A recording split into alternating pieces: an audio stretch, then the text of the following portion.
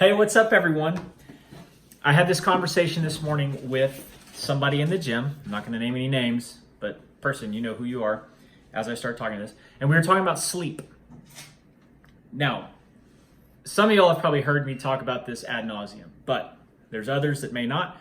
Maybe you'll pick up something from this, so bear with me. If you have trouble sleeping, maybe if you don't or not, you might want to watch this. I'm going to throw out some quick tips for you to maybe get a better night's sleep, okay? Number one is going to be get to bed earlier. Simple as that. The further away from midnight that you can do that, the better off you're going to be. The same goes with waking up. And if you can keep those two times as consistent as possible, you're going to sleep better. Now, this particular person said that they lay down at 9:30-ish and can't fall asleep till like 11:30. That is a common problem. So here's some tips to solve that, because typically what's going on is we're too wired at night, we're too awake, maybe we're drinking caffeine too late, maybe we took a nap that afternoon, maybe we are watching TV before we go to bed, our brains are too wired from the blue light in our rooms. So let's talk a little bit about that. If you're the type of person that tries to lay down and can't fall asleep for a couple of hours. Step one, turn the TV off, right? Or if you're gonna watch TV, get you some blue blockers. I don't have mine handy on me. I'll try to get my wife to bring them out here. If she's listening, can you bring me my blue blockers, please? If not, they're pretty handy, okay? These work really well for watching TV, working on your computer screen, even some of the fluorescence in our house to block that from keeping you super awake as you go to bed. It helps you wind down. I would recommend putting those on about 6:30, 7 o'clock when the sun starts going down. Thank you. See, now look how handsome I look, right? So if you play with these, you can actually see, like if you're in a room that has blue light in it, you can put them up and see the difference in the color of light. These really help. And like I say, as the sun's going down, pop them on. It'll help you wind down. That's a big one. The other trick is to literally get rid of every speck of light in your room. Use electrical tape, something to cover up those inky dinky lights that are in there, like the alarm clock light, or ours, we have a air purifier that has this blinding light on it. You don't realize how much light you have in your room until you block it all out. Okay, that's step number two. And you may think that's hokey, but it truly helps, especially when you're not seeing those blue lights in the middle of the night when you just happen to wake up for a few minutes. Keeping it super dark. Same difference, right? We're getting rid of all the light. If you have windows in your room, cover them. Use those darkening shades. I don't know what they're called, but the blackout curtains. Use those blackout curtains to make your room super dark. I had this handy dandy thing here to kind of list it out, but just, you can write some notes or something. It's not going to be necessary. I like whiteboards, but whatever. Blackout shades, right? Make sure that you're blocking the light, the external light. It's not necessarily blue light, but if you have a full moon, if you've ever tried to sleep in a room with a full moon and it looks like Manhattan on a Saturday night shining into your room, you need to block that stuff out. The other half, if you have a TV in your room, the blue blockers will help, but you still need to be turning that thing off pretty soon. If you plan on going to bed at like 9 o'clock, probably don't need to be watching TV right up until 9 o'clock. I do recommend reading before you go to bed if you're not a big reader. Fill your time else with something else. Maybe you just meditate. Maybe you think about stuff. Think about your day. Write down in a journal. Write your day out. Write all your thoughts on a piece of paper. Get those thoughts that are bugging you out of your head. Maybe that'll help you sleep better. Okay? The other one, if you drink a drink or two at night, not the end of the world, but try to ditch those or end them at least an hour or two before you go to sleep, because that will make a difference. That in itself will make a huge difference in the quality of sleep that you receive. The other things, which may or may not pertain to you, caffeine intake, we all have a particular amount of time that we are susceptible to caffeine. Some of us say that it doesn't bother us and they can drink coffee at 10 p.m. and sleep just fine. I guarantee you, you don't sleep well. You may think you do, but you don't, okay? Limit the caffeine intake. For me personally, it's about 1 o'clock, and the more and more that I get away from those times, the more susceptible I am to having it. So I've noticed like 11-ish, even 11 o'clock, I have trouble falling asleep.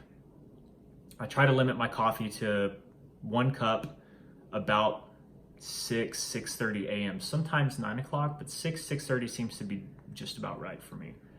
And it's good. I like it, so I'm not going to get rid of it. Maybe ever.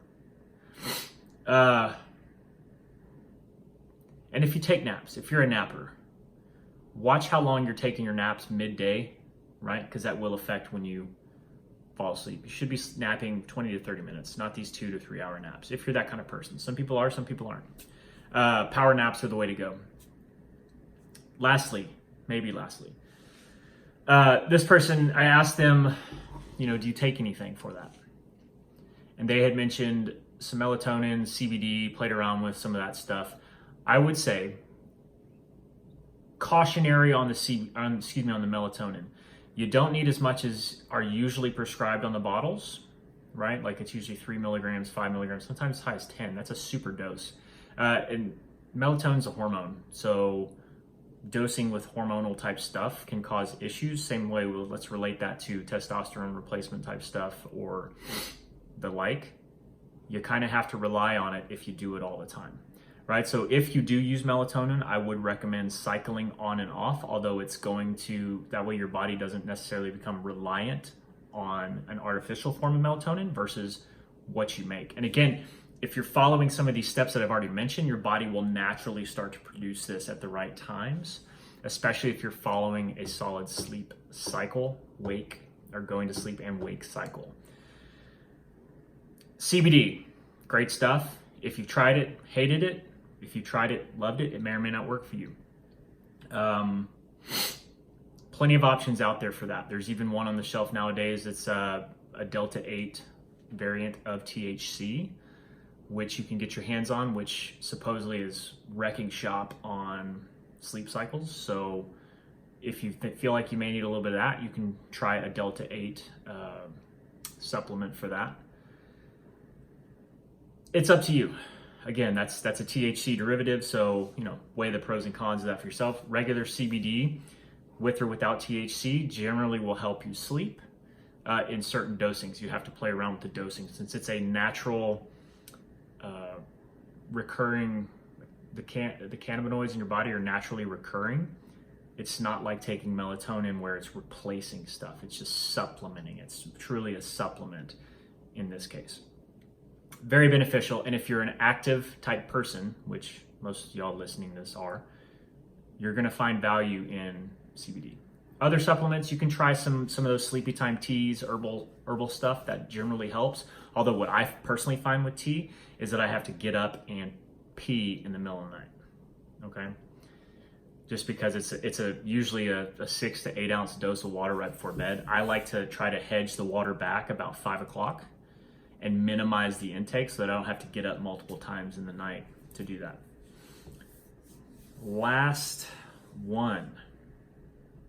I think that's it on the stuff that you could start today. All those recommendations are literally things that you could walk into your house today and do, minus the blue blockers. But you can get those at some stores. You can even, if you're an Amazon shopper, you can order them off of Amazon for pretty cheap, and they're super stylish. They also help for eye fatigue during the day if you're somebody that sits on a computer all day. The other one, stretching before bed, recommended. Taking a hot shower before bed to get the day off, if you don't do that, recommended. I like a good hot shower and a stretch, read a book, take some CBD or some sleepy time tea, Make sure it's super dark in your room. Maybe you wear an eye mask if you do that. I would have had her bring mine out here because I use an eye mask too, yes. One other supplement, magnesium spray. Y'all, I've handed this off to some people, to some friends, and showed them. They laugh at me every time I do it, but then the next day they wake up and they go, holy shit, that was a great night's sleep. What was that? Dosing with some CBD and dosing with some magnesium spray, which again, you can find these at supplement stores. You can find it on Amazon, wherever you shop, that kind of stuff. But you literally spray it on your body and rub it in. You'll get this tingly sensation. It's kind of weird, but it really helps. I love it. So what that evening routine looks like, for me especially, I use me because I'm my own little science project, but I pass these things on. The people that follow these steps, it really helps them.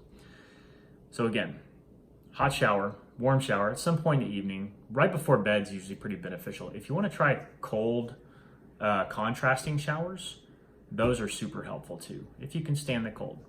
Not real necessary, but it is nice. Maybe a little stretching. Read a book. Make sure your room is dark. Get an eye mask. Spray yourself down with some magnesium spray. Deep breaths in and out. Go to bed near the same time every night. Try to wake up near the same time every day. Keep them as far separated from midnight as you can on either end, meaning 9 o'clock is better than 10 and 5 a.m. is better than 4 a.m., right? Try to keep it in that, somewhere in that gear. It doesn't have to be 5 a.m., but you get what I hope you get what I'm saying. It'll help, and you can start it today. Minimize the caffeine. Get a good workout in, get some activity in the day. That's the other one, real quick. I know I'm jumping around here. The activity factor. Some of us may not work out till later on in the afternoon. Sometimes that elevates us a little too much and wires us a little too much. I find the best time to work out for folks is generally in the mornings. If you're not a morning person, early afternoon. The closer you get towards bedtime, the more it's going to affect you going to sleep. That's a fact. All right, it takes your body a little while to come down from working out, especially if you hit like a super intense Metcon. Okay, so I hope those helped. Feel free to drop a question or anything in the comment section. If there's something that I didn't mention that really helps you, maybe it'll help somebody else to try it out. So pass those along. Hopefully that answers some questions for y'all if y'all have trouble with this. And if not, try some of those things out. Maybe you'll find you sleep better than you thought you were actually sleeping, and it would be good for you. And I'm thinking about a pregnant friend right now. For you, there is no hope. Get unpregnant, and then you can start sleeping better. A little jab there. But I love you. All right. Check it out. Do it. I hope y'all have a good night's sleep.